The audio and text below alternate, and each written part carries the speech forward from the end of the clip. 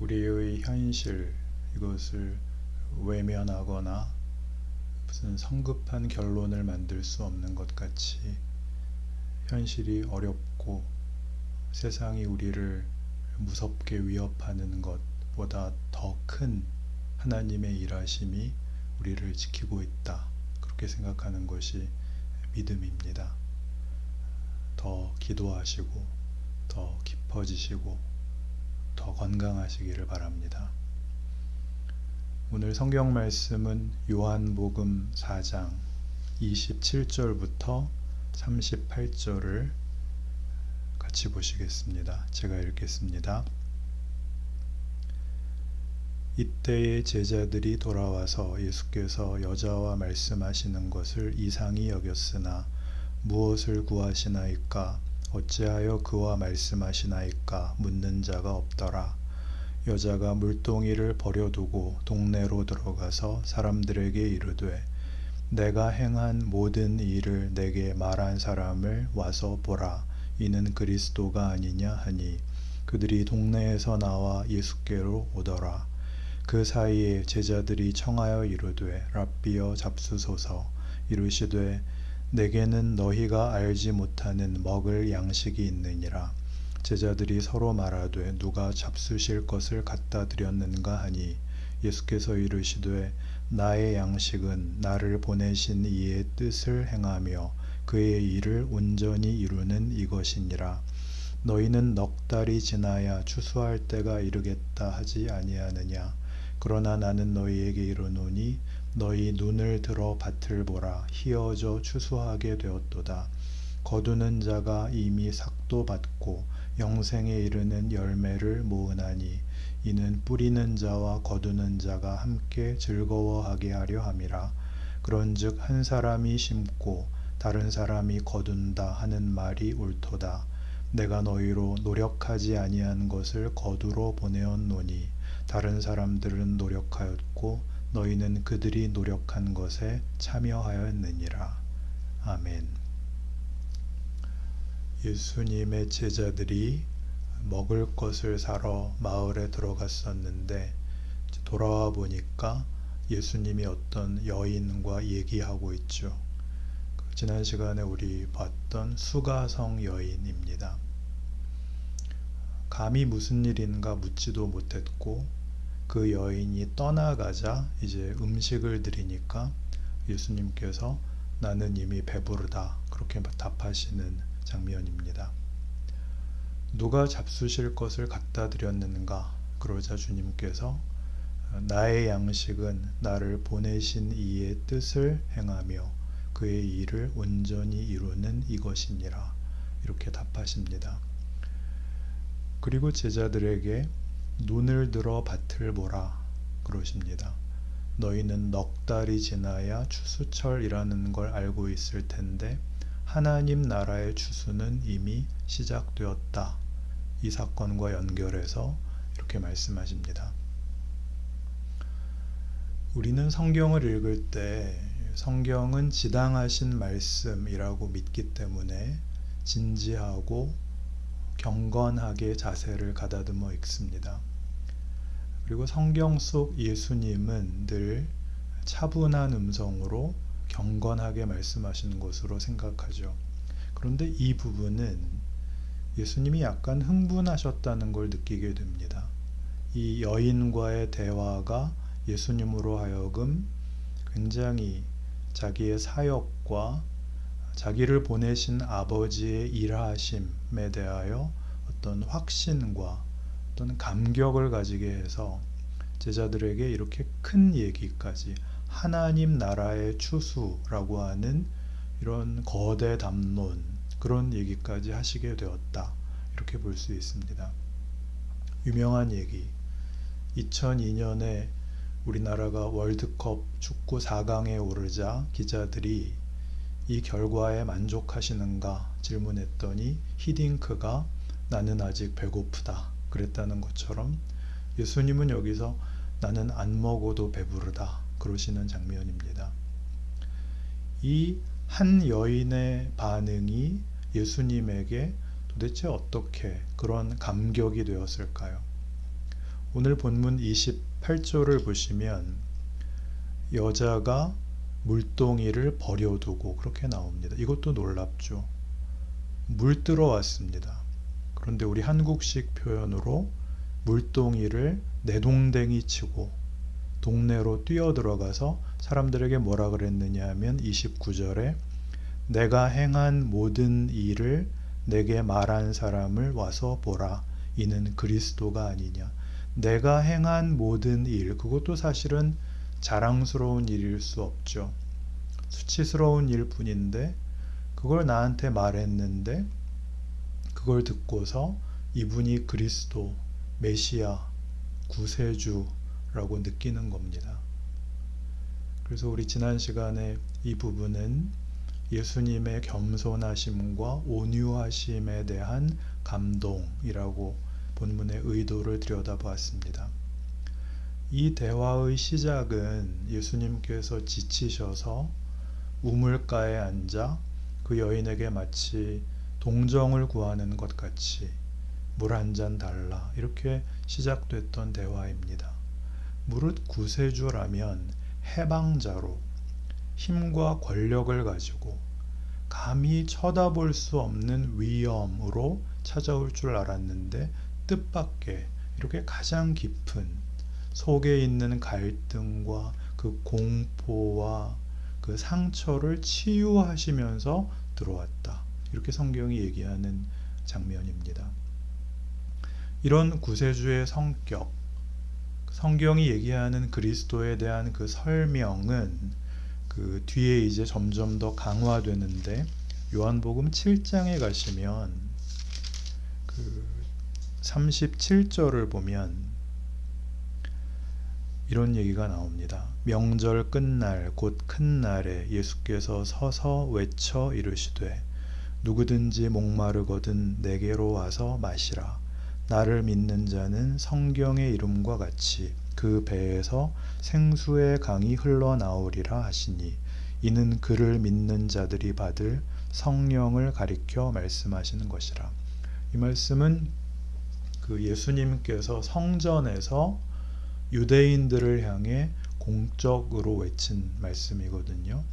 그러니까 4장에서 아무도 없는, 제자들마저도 없는 그 야곱의 우물가에서 한 여인과 이렇게 단둘이 나누신 대화의 내용이 확장되어 이제는 공공연한 장소에서 모든 사람 앞에 큰 소리로 공언하는 커다란 선포가 되어 있는 것입니다. 그러니까 앞에서 우물가에서 만난 한 여인과의 대화가 어떤 불쌍한 한 사람을 찾아간 정도가 아니라 그 일로 인하여 예수님께서 아까 본문에서도 본 것처럼 아버지께서 나를 보내신 것, 아버지께서 보내신 그 뜻을 따라 일을 하는 것, 이것이 가지는 영광과 감격을 예수님께서 친히 확인하시는 그런 장면이라 이렇게 보입니다.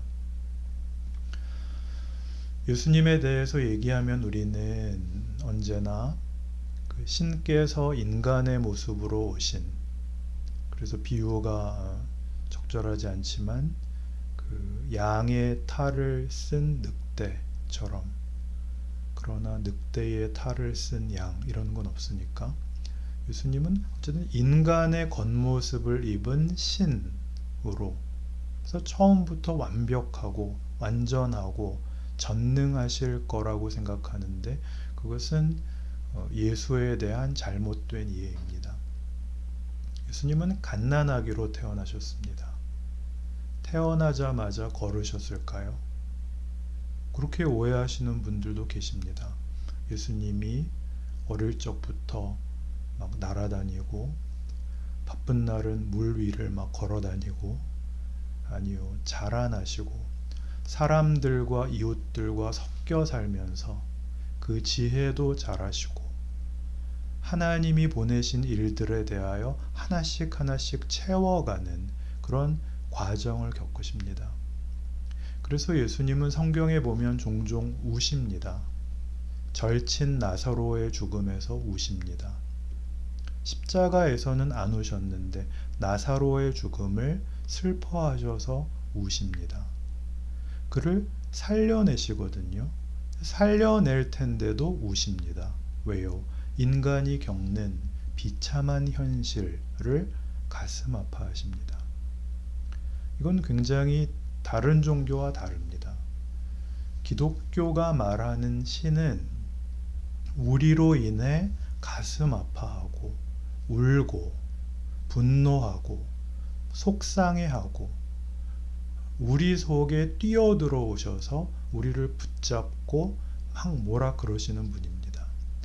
내가 너희를 생각할 때마다 내 가슴에 불이 붙어서 참을 수가 없다. 구약성경 호세아서에 나오는 말씀입니다. 사랑이죠. 그래서 어떤 신학자는 그 하나님을 표현하는 다양한 방법 중에 하나로 연인으로서의 하나님, 그런 표현을 썼더라고요. 사랑이란 그런 것이죠. 줘도 모자라고. 그리고 가슴 아픈 어떤 경우가 분노처럼 그 사랑의 힘이 이렇게 쏟아져 나오는 것, 그것을 예수님께서 이 수가성 여인과 만난 자리에서 보이십니다. 기진맥진한 형편으로 그 여인에게 물 한 잔 주실 수 있겠습니까? 그랬더니 괄세를 하죠. 유대인이면서 왜 이러세요? 그러나 예수님은 차근차근 대화를 이끌어 가셔서 내가 그니라 이렇게 만나 주십니다. 우리는 바로 이 예수의 길을 잇도록 되어 있죠. 하나님의 백성이 되는 바람에 우리는 우리가 옛날에 그랬던 것처럼 하나님을 모르고 배척하고 빈정대는 자들 속으로 보냄을 받습니다. 너희는 세상의 빛이라. 우리만이 진리이고 생명이랍니다. 하나님이 우리를 저들에게 내놓으신답니다. 그래서 우리 때문에 저들이 저들을 향한 신의 마음을 알아채도록 하는 일을 요구하십니다. 그러니 사람들에게 너 예수 믿어, 안 믿으면 지옥 가, 그러시지 말고 예수님이 하신 일을 이으셔야 됩니다. 어떻게 이을까요? 목마르고 탈진한 상태로 사마리아 우물가에 가서 앉는 것이죠.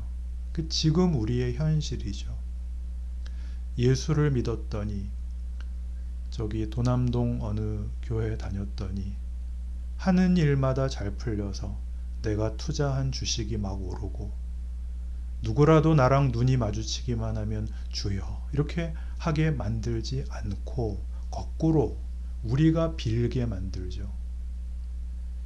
너 예수 믿는다면서 왜 그 꼴이야? 그런 소리를 듣죠. 뭐라고 대답을 할까요? 예수님이 여인에게 하셨던 말씀처럼 이 친구야, 너한테 할 얘기는 아니지만 내가 믿는 게 무엇인지 네가 알았더라면 네가 나에게 무릎 꿇고 기도해 달라고 빌었을 텐데 그거를 말로 하지 말고 입은 다물고 우리의 생애에 담으라고 하십니다. 여러분의 사마리아 우물가는 어디신가요? 여러분이 그렇게 분통을 터뜨리시는 지금의 현실, 여러분을 괴롭히는 모든 사람, 먹고 살아야 되는 것, 자식 길러야 되는 것, 이 세상을 헤쳐나가야 되는 것, 자존심을 세울 틈이 없는 것, 매일 휘청거리며 나 하나 길 가기 힘든 것, 그래서 탈진한 채 목말라 주저앉아 있는 곳, 가장 낮은 자리, 거기에 보내십니다.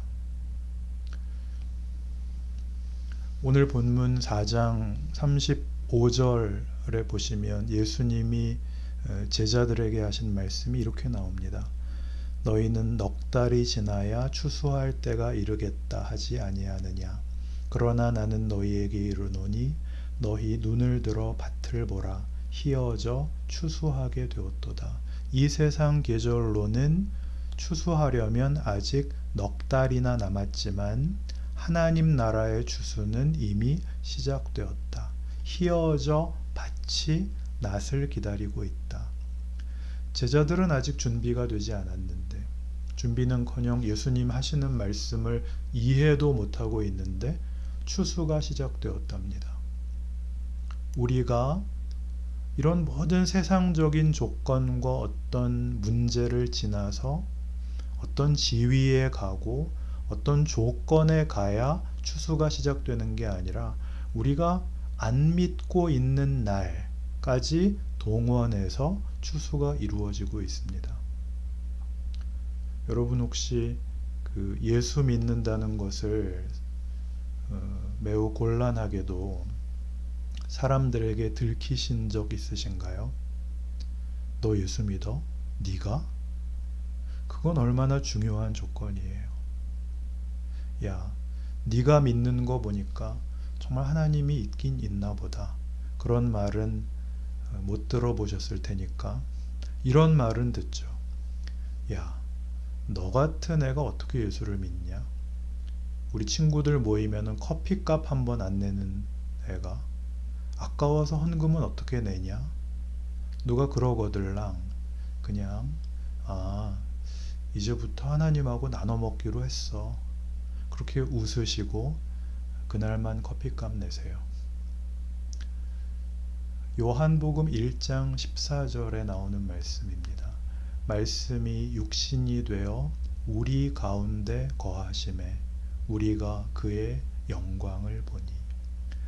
말씀이 육신이 되어 우리 가운데 거하심에, 오늘 본문식으로 하면 예수님이 지친 모습으로 우물가에 앉아 계시는 게 하나님의 영광이랍니다. 아버지의 독생자의 영광이요 은혜와 진리가 충만하더라. 전지전능하신 하나님이신데 그 하나님의 능력, 그 굉장한 힘을 인간 대접하는 데에 동원하십니다. 세상에서 말하는 인간의 인간됨, 인간성이라고도 하죠. 세상이 말하는 인간성은 덕목들로 되어 있죠. 그런데 세상은 그런 덕목들을 다 동원해서 폭력을 행사합니다. 명분과 대의를 위해 살인을 합니다. 정의로운 세상을 만든다는 명목하에 잘하기 위해서 어딘가에다가 폭력을 씁니다. 기독교는 신께서 스스로 낮아지시고 무릎을 꿇으시고 제자의 발을 씻기시고 겸손히 마치 우리가 주인이고 그분이 종인 것 같이 오셔서 나를 대접하신다는 거예요. 여러분 다른 거 다 아니래도 이거 하나만 가지고 신이 우리에게 오셔서 무릎을 꿇는다. 이거 하나만 가지고도 믿을만 하지 않나요? 우리 보고도 그렇게 살래요. 언제부터요? 내일부터는 우리가 하는 최고의 변명이죠. 다이어트는 언제나 내일부터. 오늘은 먹고. 마태복음 25장에 보시면 아주 중요한 달란트 비유가 나옵니다. 어느 주인이 종들에게 5달란트, 2달란트, 1달란트씩을 나눠주면서 자기가 먼데 여행 갔다 올 동안 그걸로 잘 장사를 해보래요. 5달란트, 2달란트 받은 자들은 받은 대로 남겼어요. 돌아온 주인이 칭찬하죠. 네가 적은 것으로 충성했으니 내가 많은 것으로 네게 맡기겠다. 그러니 너는 주인의 기쁨에 참여해라. 이렇게 됐죠. 마지막 1달란트 맡았던 종은 땅에 파묻어 놨다가 돌아온 주인 앞에 내어놓으면서 이렇게 얘기하죠. 당신은 굳은 사람이라서 심지 않은 것을 거두고 해치지 않은 것을 모으는 자입니다. 나는 그게 두려워서 감추었습니다. 주인이 진짜 무서운 사람이었나 보다. 그렇게 생각할 수 있지만 다르게 생각해 보면 주인이 진짜 무서운 사람이었다면 이렇게 말을 할 수 있을까요? 주인이 이렇게 꾸짖습니다. 악하고 게으른 종아, 내가 굳은 사람인 줄 알았다면 너 이거 은행에 맡겨서 이자라도 받게 했어야 옳다. 너는 바깥 어두운 데서 울며 이를 갈리라. 돈 남겨 먹어야 된다라는 얘기를 하는 게 아닙니다. 이 얘기는 천국에 대한 비유라고 되어 있습니다. 그 천국의 주인을 어떤 이로 이해했느냐입니다. 하나님을 어떤 분이라고 알고 있느냐. 하나님은 복을 주시고 당신의 영광에 우리를 부르시는, 우리를 그의 자녀로 부르시는 이입니다. 가장 긍정적이고 가장 호의적이고 기대해야 되는 분입니다. 부모는 무서운 존재가 아닙니다. 어느 경우 어떤 일에도 부모는 내가 숨을 곳입니다. 피할 곳입니다. 그것이 성경이 하나님에 대해 하고 싶은 얘기입니다. 하나님이 도대체 누구냐? 예수는 왜 오셨느냐? 우리 인생은 뭐냐? 하나님은 모든 경우에 피난처, 우리 편. 예수님은 어떤 경우에도 함께 하사 나를 지키시는 분. 우리는 세상에서 쉴 곳이 없는 영혼들에게 유일한 위로자, 반가운 사람. 그게 우리입니다. 그러니까 여러분, 그 유명한 이런 말씀이 있잖아요. 수고하고 무거운 짐진 자들아 다 내게로 오라. 라는 초대가 무엇 때문에 나오는지 한번 보세요. 마태복음 11장입니다. 마태복음 11장 28절에 나오는 얘기인데 그 앞에 21절을 보시면 이런 얘기가 나옵니다. 예수께서 많은 권능을 베푼 그 도시들이 예수를 믿지 않습니다. 주님께서 꾸중을 하십니다. 화 있을진저 벳세다야 가버나움아, 내가 너희에게 행한 기적을 소돔에서 행했더라면 저들은 회개했을 것이다. 니들은 죄지어 멸망한 소돔 사람들보다도 못하다. 이렇게 분통을 터뜨리시고, 그리고 나서 이제 28절이 나옵니다. 수고하고 무거운 짐진 자들아 다 내게로 오라. 내가 너희를 쉬게 하리라. 나는 마음이 온유하고 겸손하니 나의 멍에를 메고 내게 배우라. 그리하면 너희 마음이 쉼을 얻으리니 이는 내 멍에는 쉽고 내 짐은 가벼움이라. 예수께서는 믿지 않는 자들을 민망히 여기시고 이 하나님의 영광에 들어오지 못함으로 인하여 분해하시지만 여기에는 공포가 없습니다. 여기에 무슨 예수 천당 불신 지옥이 있어요. 여기에 무슨 구원의 확신이 없으면 구원 못 받은 겁니다. 이런 위협이 있습니까? 여기에 무슨 11조 안 하면 암 걸리고 목사 말 안 들으면 저주받는 그런 게 어디 있습니까? 그런 거 없습니다. 기독교의 내용이 복음인 이유가 여기에 있죠. 여기는 무슨 자격을 가져야 되고 완벽해야 되는 것을 요구하는 데가 아닙니다. 경건해지라고 하지 않습니다. 무엇을 요구해요? 넉넉하고 감사하고 베푸는 자가 되라. 이렇게 부르죠. 세상은 뭐라 그럽니까? 한순간도 방심하면 안 된다. 지면 안 된다. 먼저 죽여라. 네가 멈칫거리면 상대가 먼저 쏜다. 이게 세상이죠. 거기에는 어떤 희망도 없습니다. 거기에는 살아 있어야 될 이유도 어떤 감격도 사실은 있을 수 없죠. 예수를 믿는다는 건 이런 예수의 생애를 사는 겁니다. 우리와 방불한 모든 현실 속에서 그는 어떻게 넉넉하게 사셨는가. 그것은 다만 어떤 도덕성이나 어떤 윤리나 어떤 교훈적인 얘기가 아니라 세상이 줄 수 없는 것으로 그는 세상을 이기시지 않았는가. 사랑이 어떻게 공포를 이기는가. 십자가가 어떻게 권력의 창과 칼을 이겼는가. 그 다른 세계를 우리에게 가르치고 있습니다. 이것이 예수를 알게 된, 그리고 믿는다는 고백 속에 살게 된 우리의 세상, 우리의 현실, 우리의 운명입니다. 기도합시다.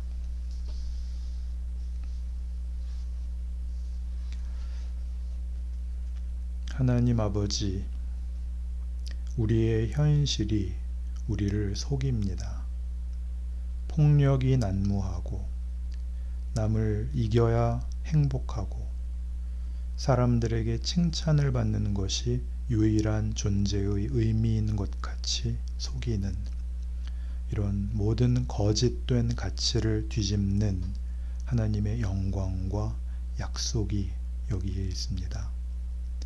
하나님의 자녀된 복과 명예와 기회와 현실과 우리의 지금이 있습니다. 내가 처한 곳, 내가 만나는 모든 사람, 모든 경우가 우리가 가야 할 예수가 먼저 가신 길입니다. 우리만이 생명이고 진리이고 빛이고 그리고 희망입니다. 그 인생을 사는 믿음의 승리가 우리 하영 가족들 모두의 현실 속에 충만하게 하여 주옵소서. 우리 주 예수 그리스도의 은혜와 하나님의 사랑과 성령님의 교통하심이 우리 모든 경우에 피난처이신 하나님, 어떤 경우에도 함께하사 나를 지키시는 예수님 은혜 안에 세상의 빛으로, 성육신의 연장으로, 위로자로, 반가운 사람으로 살아가야 할 우리 하영 가족들과 이분들의 가정, 귀한 자녀들 위에 이제로부터 영원토록 함께해 주시기를 간절히 축원하옵나이다. 아멘.